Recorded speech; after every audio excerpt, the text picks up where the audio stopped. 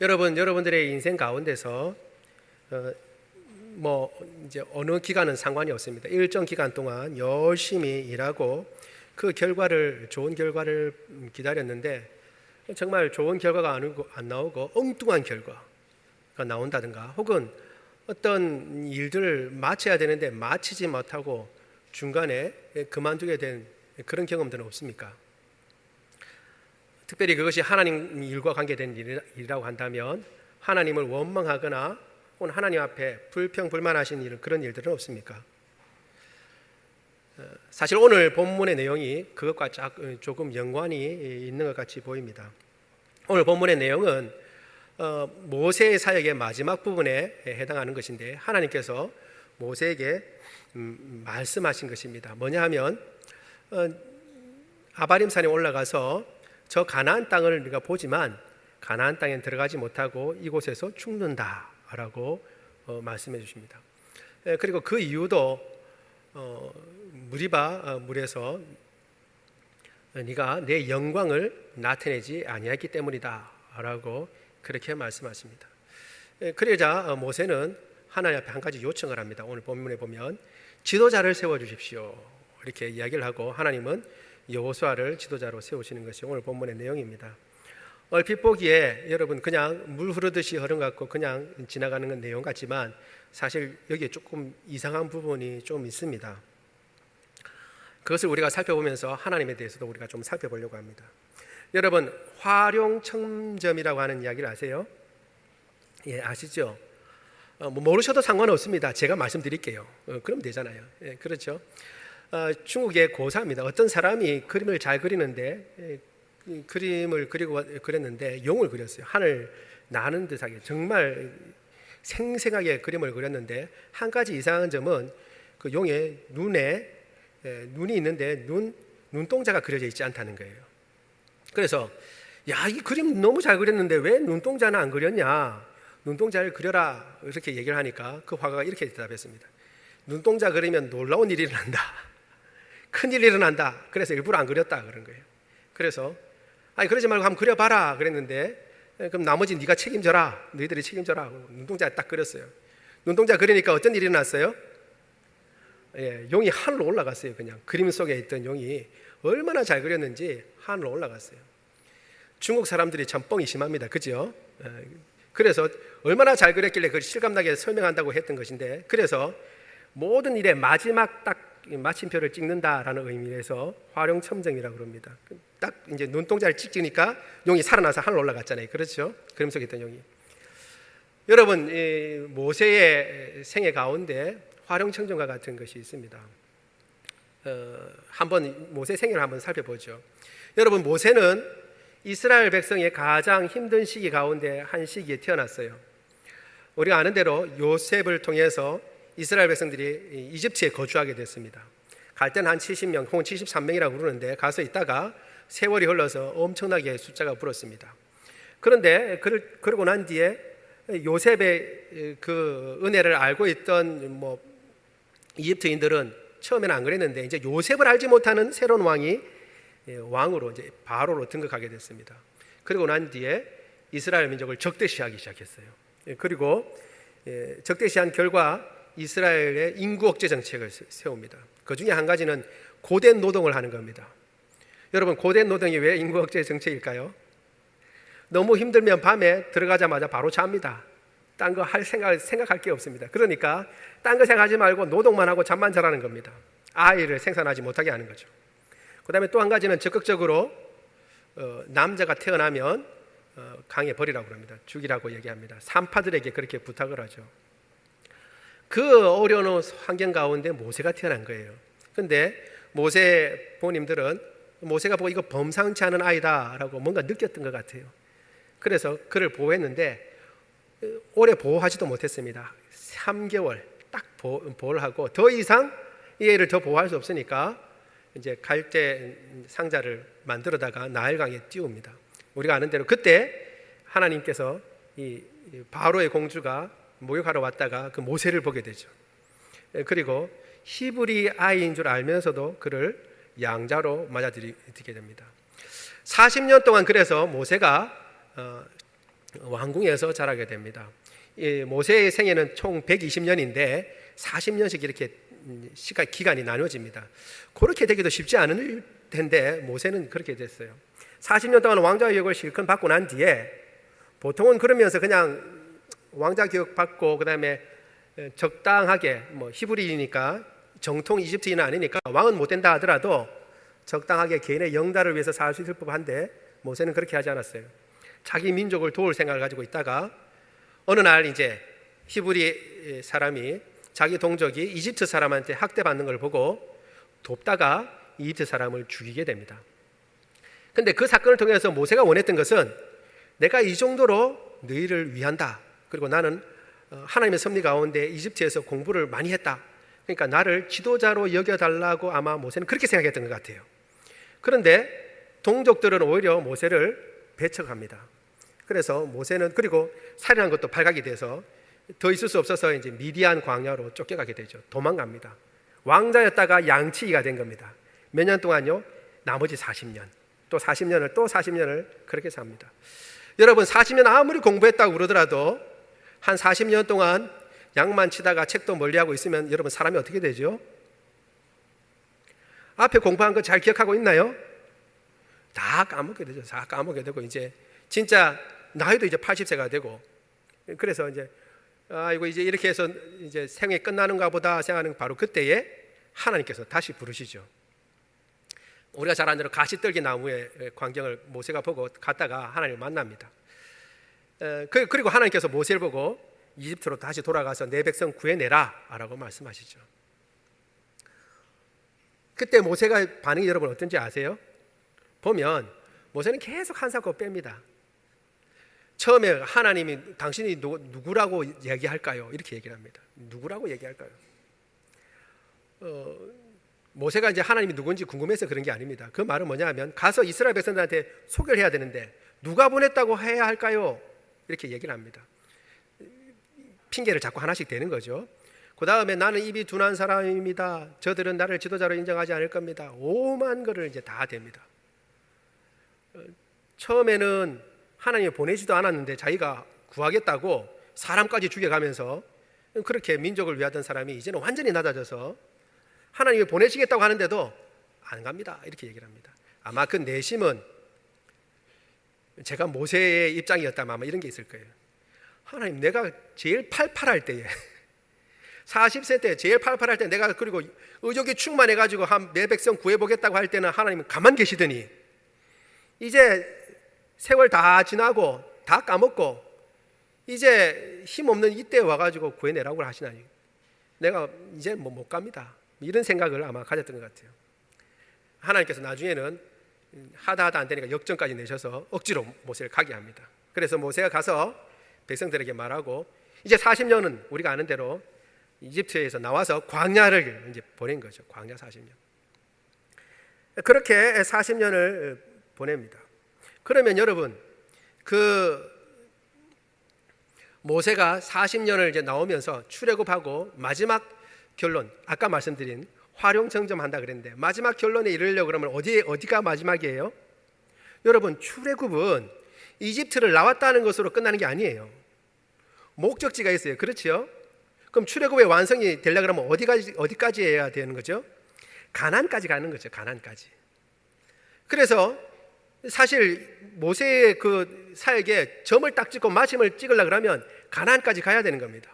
그런데 주님께서는 오늘 본문에 가나안 앞에 두고 구경만 하고 너는 못 들어가고 여기서 죽는다라고 말씀하시는 거예요.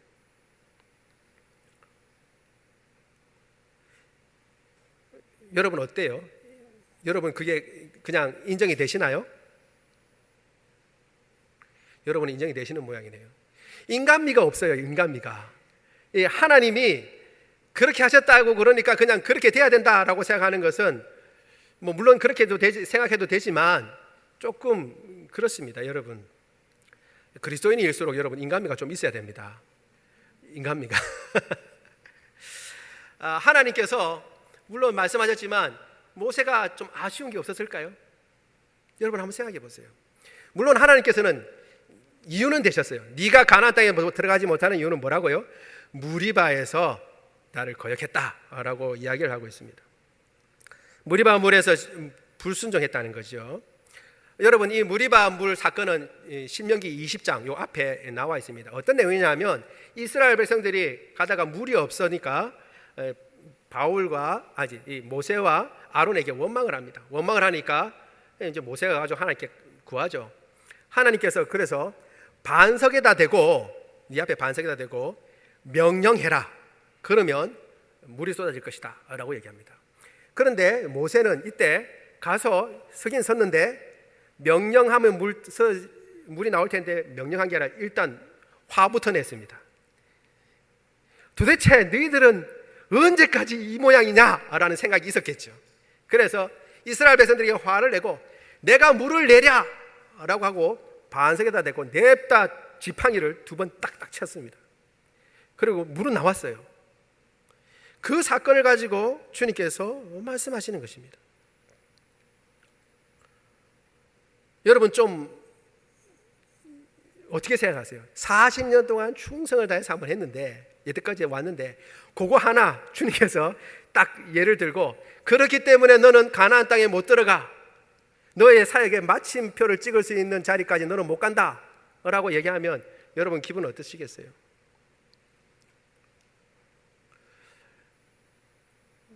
그런데 여기서 우리가 한 가지 반드시 생각할 점이 있습니다. 뭐냐 하면 죄가 그만큼 무섭다는 것입니다. 불순종이 얼마나 큰 하나님 앞에 참으로 잘못된 것인가를 보여주는 것입니다. 모세가 아무리 주님 앞에 잘 참고 지금까지 순종하고 다녔다 할지라도 그거 한 가지 가지고 주님께서는 너는 그래서 가나안 땅에 못 가라고 말씀하십니다. 주님께서 우리에게 늘 은혜 주시고 그리고 우리를 용서해 주셔서 우리가 우리 죄를 가볍게 생각하는 경우가 많은 것 같아요. 하나님 이거 요번에 잘못했습니다. 이번 한 번만 주님 용서해 주신다면 저는 다시는 안 할게요. 한 번만 용서해 주세요. 그리고 그거 용서해 주시면 어떻게 해요? 그걸 오랫동안 기억하고 있나요? 다 까먹어요. 또 잘못하고 있는 거죠. 근데 사실 하나님 앞에 죄를 범한다는 것, 불순종한다는 것은 큰 죄인 것입니다. 하나님 그것을 가볍게 생각하지 않습니다. 우리가 쉽게 예수 그리스도 안에서 용서를 받고 하나님께서 지나치셔서 기다려주셔서 망정이지 하나하나 찾으신다면 아무도 하나님 앞에 설 수 있는 사람이 없고, 그리고 우리가 짓는 죄가 얼마나 크고 무서운 것인가라는 것을 사실 이 모세를 통해서 보여주시는 것입니다. 그렇긴 하지만 그럼에도 불구하고 좀 아쉬운 점은 있어요. 왜냐하면 하나님께서 모세를 다른 사람하고 다르게 취급하셨거든요. 지금까지. 한번 볼까요? 하나님의 기존의 평가가 좀 다릅니다. 우리 민수기 12장 3절 같이 한번 읽어볼까요? 시작. 이 사람 모세는 온유함이 지면의 모든 사람보다 더하더라. 누가요? 모세가. 뭐가 더한다고요? 온유함이. 그러니까 모세는 제일 온유한 사람이에요. 제일 온유한 모세도 하나님 앞에 너 이거 잘못했어 라고 책망을 받는다면 여러분 누가 그 앞에 설 수 있겠어요? 그리고 하나님이 당신의 입으로 모세를 제일 온유한 사람이다 그러면 뭔가 좀 그에 걸맞게 대우해 주셔야 되잖아요. 그렇죠? 그런데 이것 때문에 못 들어간다는 거예요. 그것만 있는 게 아닙니다. 여러분 모세가 이렇게 이끌고 나올 때 모세를 대적한 사람들이 많은데 그 중에 모세의 형제들도 있어요. 아론과 그리고 미리암이죠. 미리암도 누나도 이렇게 모세에게 지도권에 대해서 대적을 했는데 그때 하나님께서 이렇게 말씀하셨습니다. 나는 모세하고 너희들하고는 틀리다. 다른 선지자들은 내가 꿈이나 이상을 통해서 말하지만 모세는 내가 대면해서 아는 사람이다. 이렇게 얘기를 합니다. 얼굴과 얼굴을 보고 이야기할 정도라는 거예요. 모세가 갖고 있는 위치가 대단한 위치죠. 그러면 여러분 그 하나님께서 그거 좀 한번 딱 눈 감고 이렇게 그거 하나 좀 이렇게 해주실 수 있잖아요. 또 한번 예를 들어볼까요? 여러분 40년 동안 모세는 이 이스라엘 백성들을 이끌고 왔어요. 광야 동안. 여러분 40년 동안 광야에 이스라엘 백성들을 이끌고 오니까 뭐 구름 기둥, 불 기둥 나오고 만나 떨어지고 그러니까 여러분 신나고 재밌었던 것 같죠?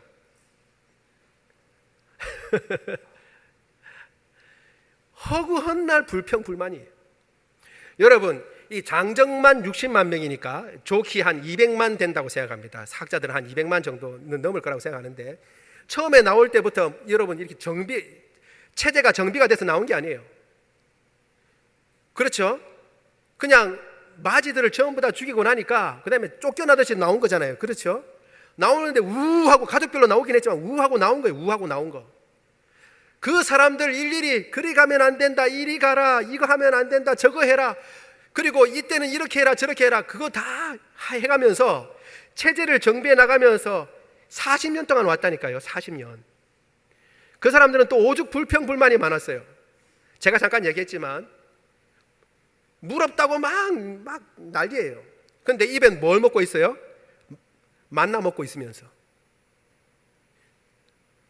여러분, 물 없는 건 문제긴 하지만 하늘에서 내린 떡은 계속 내리고 있는데 하나님께서 물 문제도 해결해 주실 수 있을까요, 없을까요? 그런데 그거 하나님 앞에 맡기지 못하고 하나님께 불평불만하고 왜 이 광야로 보냈냐고 막 하는 그런 사람들이에요. 아까도 말씀드렸지만 형제들 자매들도 지도력에 대해서 반기를 들고, 레위 지파도 같은 가족인 레위 지파도 들고 일어나죠. 심지어는 그 섬기는 하나님에 대해서도 불평불만합니다. 불기둥 구름기둥 보고 뻔히 보면서 그렇게 가고 있으면서도 불평하는 사람들이에요. 그 사람들을 몇 년요? 40년 동안 했어요. 인도에 오면 여러분 이 정도는 해야 되지 않겠습니까? 네 그동안 고생했다. 하나님이 정말 좀 그죠? 좀 인정이 있으신 분이라면 너 그동안 고생했다. 이 백성들 가지고 얼마나 힘들었냐. 이제 네 생애 끝나는데 네가 원하는 게 뭐냐? 내가 한 가지는 들어줄게. 이렇게 나와야 되는 거 아닙니까? 그런데 어떻게 하나님은요? 그 한 번 잘못한 것 가지고 그 잘못한 것도 여러분 한번 따져볼까요? 무리바도. 여러분 한번 보세요. 이 출애굽기 한번 볼까요? 출애굽기 17장 6절입니다. 같이 볼까요? 시작. 내가 호렙산에서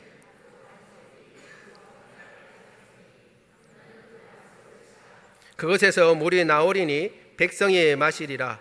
모세가 이스라엘 장로들의 목전에서 그대로 행하니라. 아멘. 이게 어떤 내용이냐 하면 무리바라고 하는 지명이 두 지명이 있는 거예요. 무리바. 이 지금 출애굽기 지금 금방 읽은 이 지명은 앞서 일어난 사건이에요. 앞서. 그래서 오늘 본문에 보면 무리바 앞에 가데스 무리바라고 했어요. 가데스 무리바. 여러분 같은 지명이 여러 개 있는 게 흔한 일입니다. 흔한 일. 저는 이게 작년에 와가지고 용산이라는 것을 봤어요. 용산은 서울에 있는 용산만 저는 생각했거든요. 같은 지명. 밤이 많으면 밤골이에요. 밤나무가 많은 건 밤골. 밤골이라는 이름도 많이 있어요. 똑같은 사건이, 거의 유사한 사건이 벌어진 건데, 이 출애굽기 때는 어떻게 했다고요? 하나님께서 내가 반석 앞에 있으니까 너는 반석을 어떻게 하라고요? 내리치라고 했어요. 지팡이로. 그래서 물이 나온 적도 있어요. 여러분 생각해 보세요. 거의 이때쯤 되면 이제 사실은 모세가 마지막 판에 벌어진 건데 한 120살, 아니 그래도 뭐 100살 넘었다고 생각해 보죠. 아이고 100살. 여러분 나이가 100살이에요. 100살. 그럼 하나님이 딱 얘기해 줘도 듣고 있어도 옛날에는 지팡이를 쳐가지고 물도 냈는데 사람이 헷갈릴 수 있어요, 없어요? 하나님이 지팡이로 쳐서 물 내라고 그랬는지 그냥 명령해서 물 내라고 그랬는지 헷갈릴 수도 있잖아요. 그리고 아니 잘 알고 있다 하더라도 워낙 화가 나는 바람에 옛날에는 쳐서 물을 냈으니까 한번 쳐서 물 낼 수도 있는 거잖아요. 저만 그렇게 생각하나요? 뭐 굳이 모세를 대변해 본다면 여러분 그럴 수도 있는 거예요. 그런데 그거 가지고 방망이 말로 하지 않고 방망이로 쳤다고 하나님께서 어찌 이러실 수 있냐는 거예요. 어찌 이러실 수 있는 거예요. 모세도 이제 그걸 생각했는지 모세도 간구를 했습니다. 우리 신명기 3장 24절에서 26절 같이 읽어볼까요? 시작. 주 여호와여, 주께서 주의 크심과 주의 권능을 주의 종에게 나타내시기를 시작하셨사오니 천지간에 어떤 신이 능히 주께서 행하신 일 곧 주의 큰 권능으로 행하신 일 같이 행하실 수 있으리이까. 고하옵나니 나를 건너가게 하사 요단 저편에 있는 아름다운 땅 아름다운 산과 레바논을 보게 하옵소서 하되 여호와께서는 너희 때문에 내게 진노하사 내 말을 듣지 아니하시고 내게 이르시기를 그만해도 족하니 이 일로 다시 내게 말하지 말라. 이렇게 말씀하셨다는 거예요. 여러분 이 내용을 보면, 지금 금방 읽은 이 신명기 내용을 보면 모세가 얼마나 들어가고 싶은지 여러분 아실 수 있습니다. 왜냐하면 24절의 길이가 길어요. 하나님은 자비로우시고 권능이 많으시고 이렇게 하나님에 대해서 한껏 높여드리고, 그 다음에 그 하나님께 말씀하고 난 뒤에 저 좀 들어가게 해주세요. 저 가나안 땅, 그 아름다운 땅 보고 싶습니다. 레바논 보고 싶습니다 하고 하나님께 간구하는데 하나님이 뭐라고 얘기한다고요? 마 됐다. 그 일로 내한테 이야기하지 마라. 그걸로 그냥 끝내버리시는 거예요. 여러분 이건 좀 인간적으로 너무한 거 아니에요? 저만 너무한가요? 여러분 인간미가 없어요. 아무튼 저 같으면 하나님 그래도 이러시는 건 아니죠. 제가 거기서 수명을 몇백 살 더 늘려달라는 건 아니고 그냥 가나안 땅 가서 한번 보겠다는 건데 그 가게 못 해주십니까 하고 한번 때를 썼을 것 같아요. 여러분 우리 인생 가운데서도 이런 게 있습니다. 제가 모두에도 말씀드렸지만 실컷 하나님의 일을 했는데 결과를 못 보고 너 그만이라고 할 수 있어요. 열심히 털 닦고 이제 한번 영광을 누려볼 차례가 됐는데 나는 빠지고 딴 사람이 그 자리에 가서 가나안 정복하는 거예요. 여호수아가 하듯이 길껏 40년 동안 고생해서 가까이 왔는데 가서 가나안 땅 차지하고 분배하는 것은 여호수아가 하는 거예요. 우리의 삶 가운데서도 열심히 노력하고 일했는데 그 결과를 보기 전에 주님께서 그만 너는 이까지 라고 말하실 때가 있다는 거예요. 그러면 여러분 그래도 예 하나님 감사합니다 그렇게 할 수 있어요? 그렇게 하기가 쉽지 않다는 거예요. 그런데 모세는 그렇게 하지 않았습니다. 우리 오늘 읽은 본문의 16절 상반절을 같이 한번 읽어보겠습니다. 시작. 여호와 모든 육체의 생명의 하나님이시여 아멘. 그 말을 듣고 모세가 한 말은 하나님에 대해서 여호와 당신은 모든 육체의 생명의 하나님입니다. 이 육체라고 하는 살이라는 겁니다. 살덩이. 그러니까 사람뿐만이 아니라 살을 가진 모든 이제 가축까지도 짐승까지도 다 포함한 거죠. 그러니까 생명의 하나님입니다라는 말입니다. 아니 제 같으면 좀 화가 나서 표출은 할 수 없고 하나님은 무서우니까 그냥 하나님 그러면 제가 한 가지 청이 있습니다 그러고 이야기할 텐데 하나님에 대해서 앞에 수식어를 붙인 거예요. 모든 육체의 생명의 하나님이라고 붙였습니다. 이는 무슨 이야기를 하냐 그러면 모세가 내 생명이 여기서 끝난다 하더라도 수긍하겠습니다 라는 것을 지금 이야기하고 있는 거예요. 주님은 내 생명과 모든 육체의 생명을 주관하는 분이십니다. 주님께서 이렇게 하신다고 하더라도 저는 달게 받겠습니다. 그 뜻을 인정하겠습니다 라고 하는 모세의 긍정함이 여기에 있는 것입니다. 여러분 이걸 여러분 생각해야 됩니다. 아니 모세니까 그냥 당연히 그렇지 이렇게 생각하면 안 돼요. 그러면 모세가 아닌 우리는 어떡하라고요? 모세가 아닌 우리는 어떡하라고요? 오히려 그 반대로 해야 합니다. 모세도 충분히 하나님 이런 일이 있을 수 있습니까? 제가 여태까지 그 가나안 들어가겠다고 40년 동안 이 백성들을 참고 지금까지 왔는데 주님 왜 저를 안 들여보내주세요 라고 말할 수 있는데 무엇 때문에 모세는 그렇게 말하지 않고 그 생명의 하나님을 그대로 인정할까? 오히려 이렇게 생각해야 하는 겁니다. 성경을 볼 때. 여러분 그러면 도대체 모세가 아는 하나님은 어떤 하나님이기에 이렇게 모세가 이야기했을까요? 첫 번째로 우리가 생각해 볼 수 있는 것은 40년 동안 모세가 하나님과 동행했다는 것입니다. 여러분 제가 여러분 아시다시피 있다가 양산에 한 2년 동안 담임 목사로 간 적이 있습니다. 가보니까 그때야 제가 알겠더라고요. 제가 사실 여기 장로산나교에 있으면서 담임 목사님 많이 약 올리고 그랬는데 가보니까 이제 더 이상 약 올리지 못하겠더라고요. 담임 목사의 자리에 있어 보니까 이게 아무것도 하는 게 없어도 보통 자리가 아니에요. 그보다 더 놀라운 고백은 우리 집사람의 고백입니다. 담임 목사 사모의 역할이 이렇게 힘든 줄 몰랐다 라고 고백을 하고 있습니다. 그러면서 사모님을 존경하겠다라고 얘기를 했습니다. 여러분 어떤 때는 그 위치에 가봐야 그 마음을 그래도 조금이나마 헤아릴 수가 있습니다. 무슨 말씀을 드리냐 하면 40년 동안 모세는 이스라엘 백성을 이렇게 이끌고 왔어요. 여러분 모세가 얼마나 힘들었는지 하나님께 이렇게 불평한 적도 있습니다. 이 백성들 내가 낳았습니까 하나님? 이 먹을 거 달라고 그러고 물 달라고 그러고 뭐 문제마다 나를 부르는데 내가 낳은 애들도 아닌데 왜 내한테 이렇게 달라고 그러고 나를 못 살게 구는지 내가 부모입니까? 이렇게 얘기한 적이 있습니다. 그러면서 여러분 모세가 뭘 생각했을까요? 하나님은 다 이렇게 모세의 말 들어주십니다. 심지어 여러분 십계명을 받으러 갈 때 이 시내산 아래에서 이스라엘 백성들은 반역을 하죠. 그때 하나님께서 이스라엘 백성들을 다 쓸어버리고 모세 너를 통해서 또 민족을 만들겠다 그랬습니다. 그때 모세는 하나님 앞에 기도를 하죠. 그러면 안 됩니다. 하나님 이 백성 살려야 됩니다. 그러니까 모세가 커지고 하나님은 나중에 그 모세의 말대로 하십니다. 그러니까 하나님은 이 백성들을 그냥 쓸어버리려고 하는 분 같고 모세는 백성들을 위해서 중보한 사람 같지만 사실 여러분 한번 보세요. 하나님께서 모세에게 져주신 거예요. 모세에게. 사실은 모세는 하나님의 마음을 알고 하나님께 기도한 겁니다. 여러분 쉽게 생각해 보죠. 형제가 있는데 동생이 잘못해가 도대체 너무 잘못해서 아빠가 이제 동생을 안 때릴 수 없어요. 그럼 막 때리고 있는데 옆에 형이 보고 있는데 아빠를 안 말리고 멀뚱멀뚱 보고 있어요. 누가 더 미워요? 형이 미운 거예요. 형이. 그때 형이 해야 할 일은 뭐예요? 동생이 죽을 지금 죄를 지었다 하더라도 어떻게 해야 되는 거예요? 아빠 손 붙잡고 무조건 말려야 되는 거예요. 아빠가 하시는 일이니까 나는 잠자코 동생이 맞아 죽을 때까지 기다리고 있어요. 이거 아니에요. 이거는 형제가 아니고 아빠 마음대로 해야 될 줄 모르는 거예요.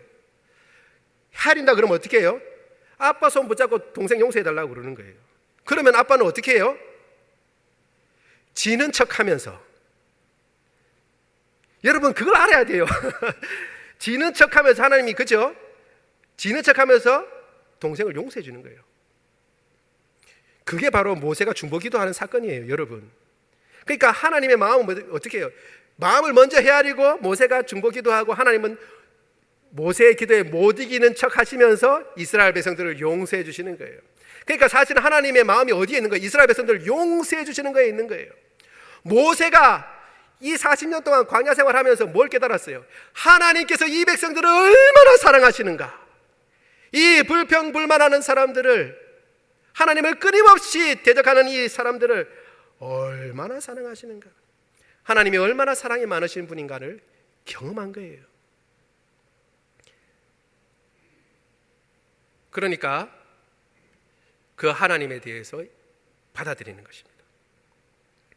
여러분 꼭 어떤 지도자 위치에만 있어야만 하나님의 마음을 아는 것은 아닙니다. 시편 107편에 보면 이렇게 나와 있어요.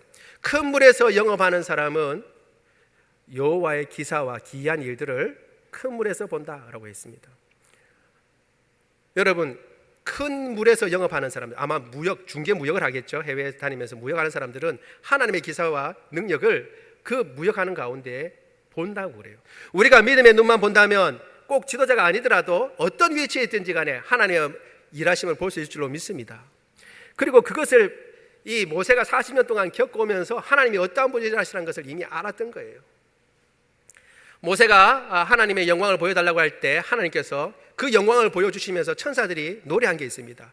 여호와로라 여호와로라 자비와 긍휼이 무궁하신 하나님이요 인자가 풍성하셔서 죄인들의 죄를 사하시기를 기뻐하시는 분이다 라고 하는 것을 직접 보고 들은 사람이 이 모세입니다.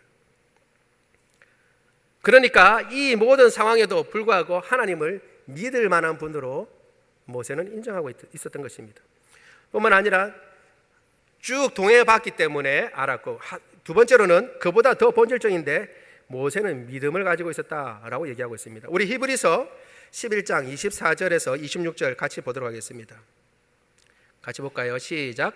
믿음으로 모세는 장성하여 바로의 공주의 아들이라 취급받기를 거절하고 도리어 하나님의 백성과 함께 고난받기를 잠시 죄악의 낙을 누기는 것보다 더 좋아하고 그리스도를 위하여 받는 수모를 애굽의 모든 부하보다 더 큰 재물로 여겼으니 이는 상 주심을 바라봅니다. 아멘.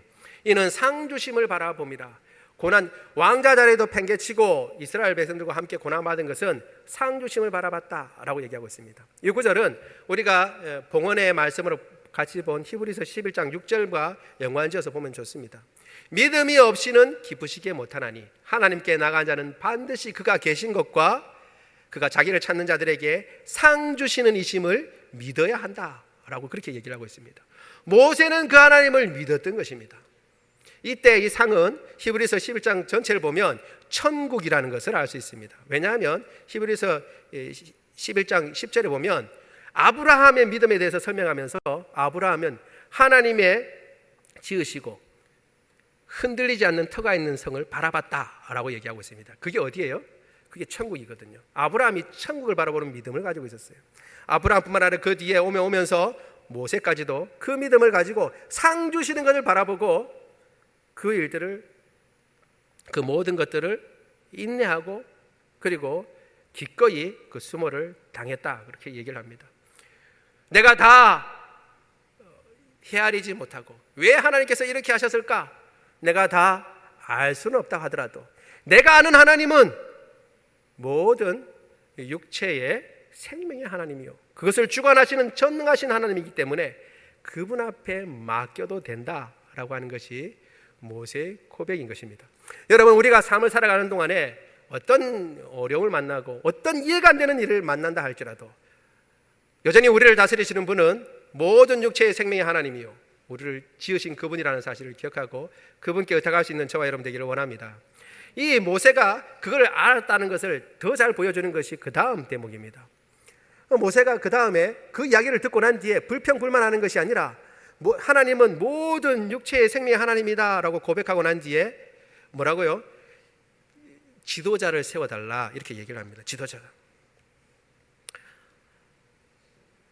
사실은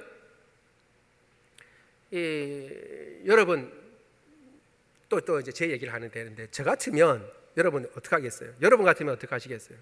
이제 너는 여기서 끝이다, 여기서 끝난다 그러면 어떻게 하겠어요? 저는 이렇게 하겠어요. 아이고 잘 됐습니다, 주님. 지긋지긋했습니다. 이제 저를 이제 풀어주시니 감사합니다. 이 백성들이 이제 제가 도저히 더 이상 못 이끌고 가겠습니다. 하나님께서 알아서 하십시오. 저는 이제부터 뭐 관을 짜든지 수위를 만들어서 제 죽을 준비를 한번 해놓겠습니다. 돈 꾸은 거 좀 이제 또 갚고 또 꾸어준 것도 받고 이렇게 하면서 이제 정리 좀 하겠습니다.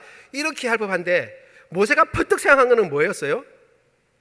그러면 저 사람들 어떡하지? 이스라엘 백성들 어떡하지? 여러분, 지긋지긋해요. 40년 동안 계속 뭐 달라 지긋지긋한 사람들, 이제 좀 끝마칠 때쯤 되니까 그 사람들을 위해서 지도자 구해달라고 얘기합니다.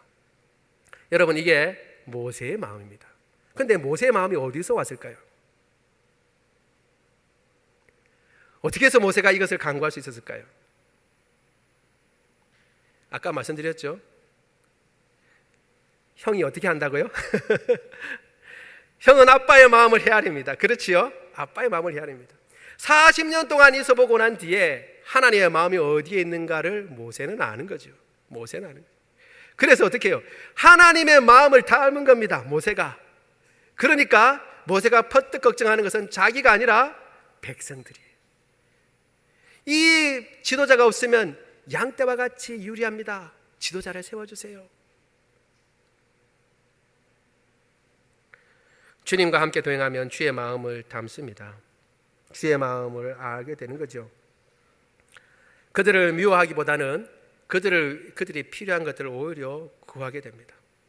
혼자서는 살 수가 없습니다. 지도자가 필요합니다. 주님께서 지도자를 보내주십시오. 그런데 여기서 놀라운 것은 지도자를 세워달라고 하면서 이름을 거명하지 않았다는 겁니다. 왜 이게 놀라운 것이냐 하면 사실 이 당시는 이미 차기 지도자가 거의 정해져 있었어요.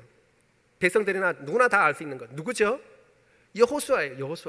여호수아 외에 누가 있겠어요? 그런데 모세는 하나님의 마음을 알고 그 하나님께 맡기면서 여호수아 이름을 이야기하지 않습니다. 보통 이럴 때 같으면 우리는 이렇게 얘기할 겁니다. 다음 지도자가 이제 여호수아인데 하나님 여호수아를 좀 힘있게 하시고 여호수아를 잘 지혜롭게 하시고 여호수아에게 능력을 주셔서 이 백성 잘 인도하게 해주십시오. 이렇게 기도할 것 같은데 한 사람을 세워달라고만 이야기합니다. 그 말은 뭐예요?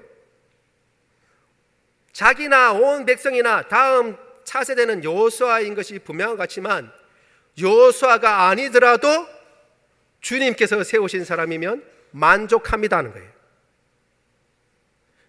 다 그렇게 생각하지만 그렇게 아니라고, 여호수아가 아니라도 만족합니다. 왜? 주님은 모든 육체의 생명의 하나님이시기 때문에 이 백성들을 능히 선하게 인도하실 줄 믿습니다 라고 하는 것이 거기에 들어가 있는 것입니다. 내가 원하는 사람, 백성들이 원하는 사람, 가장 능력이 있을 것 같은 사람, 그 사람을 세우는 것이 아니라 바로 주님이 원하시는 사람, 주님이 기뻐하시는 사람, 주님의 뜻대로 세우시면 좋겠습니다 라고 얘기하는 것입니다. 여러분이 여호수아를 세우는 것도 우리가 한번 생각해 볼 필요가 있습니다. 어떤 점에서 생각해 볼 필요가 있냐면, 여러분 이왕에 기도하는 거잖아요. 다음 차세대 지도자를 위해서 기도하는 건데 하나님 세워달라고 그랬는데 하나님께서 여호수아 세우겠다고 말씀해 주셨어요. 그런데 여호수아 세우는데 조금 눈여겨볼 점이 있습니다. 뭐냐 하면, 여호수아는 네가 이제 권능을 주고 네 권위를 이제 입혀주고 모든 백성들이 순종하게 해라 그렇게는 말씀하셨지만, 단 하나, 대제사장 엘르아살 앞에 서서 엘르아살이 우림의 법칙으로 이렇게 이야기할 때 그 말씀 앞에서 출입해야 한다라고 얘기를 하고 있습니다. 이게 무슨 말씀이냐 하면, 아까 우리가 살펴본 것처럼 모세는 하나님을 대면하여 알았던 사람입니다. 그렇지요? 하나님의 뜻을 묻기 위해서 모세는 어떻게 하면 돼요? 하나님을 직접 만나면 돼요. 하나님 직접 만나면 돼요. 근데 지금 여호수아는 그런 입장이 아니에요. 아니라는 겁니다. 네 다음에 나는 지도자인 모세는 그런 입장이 아니고 오히려 대제사장 엘르아살을 통해서 하나님의 뜻을 받게 된다는 거예요. 엘르아살이 가지고, 대제사장은 우림과 둠림이라고 여기 이제 주머니 조끼 같은 걸 있는데 거기에 이제 주머니에 갖고 있어요. 그걸 갖고 있으면 그걸 가지고 이렇게 어떤 식으로 하는지는 알 길이 없어요. 알 길이 없는데 그걸 가지고 그 안에 돌멩이라고 그러기도 하고 주사위라고 그러기도 하고 사람들은 다 잘 모릅니다. 아무튼 두 덩어리가 있어요. 돌덩어리 같은 게. 그래가지고 그걸 통해서 하나님의 뜻을 묻고 하나님의 뜻을 확증하는 기구였어요, 대제사장이.